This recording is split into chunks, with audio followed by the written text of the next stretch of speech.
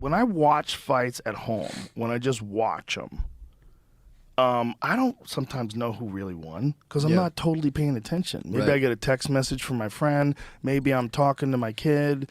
Maybe the dog comes in the room. Like, maybe I don't know. Like, when you watch fights with a group of friends and you're all laughing and talking shit, you barely know what the fuck is going on. Yeah. Which leads me to your last fight. Because after that fight, there was a bunch of people that were saying that was a bad decision. Petr Yan should have got it. And I remember being in my green room. I just did a show in London, and we're eating steaks, and we're all talking. We're watching the fight. We're like, did you think he won? Like, I don't know. I'm like, I'm going to have to watch that one again. I'm like, it looked like Petr took him down a bunch. So there's a perception, and I think some of that perception comes from takedowns. Yeah. And so then I go back, and I just watch it. I just watched the fight with no one in the room but me, and when I was at the gym. And I was like, no, that's not a bad decision.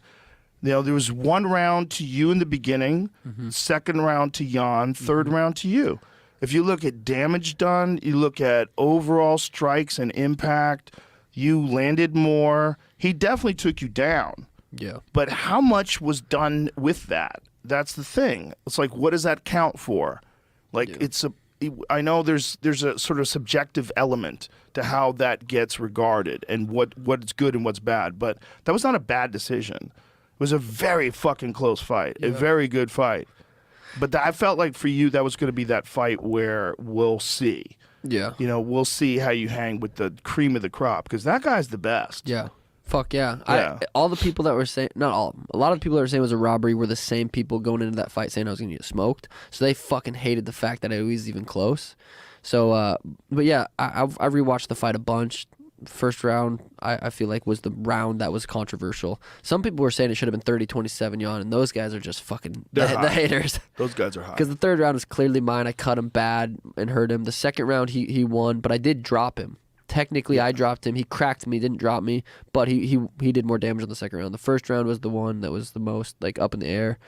And when he took me down, I was throwing up omoplatas, triangles, arm bars. They weren't necessarily close. They weren't close to submitting him, but he was having to react. He was having to do the defenses to where he wasn't able to strike me, which led me to being able to get up.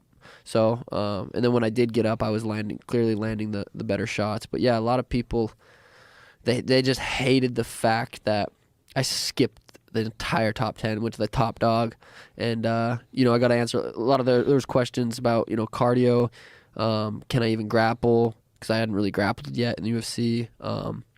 Do I have that dog in me? Do I have heart? Which I mean, I felt like I showed that when I broke my foot in the Andre Soccer Mom fight 5 years ago. I was fighting with one foot, and like, you know, people don't remember those moments, but yeah, I feel like I got to show a lot in that fight. Yeah, oh, you definitely did. Yeah, but fuck all those people. Yeah, it doesn't. It doesn't bother me. It doesn't. Like, we talk about it. Like, I talk about it on the podcasts and stuff. I do talk about it because it's, you know, it's being talked about. Well, it's you're a flamboyant personality and you talk a lot of shit. Yeah. So when people talk a lot of shit, it gets a lot of people to pay attention to them, which is great. But it also gets a bunch of haters hoping that you get beat up.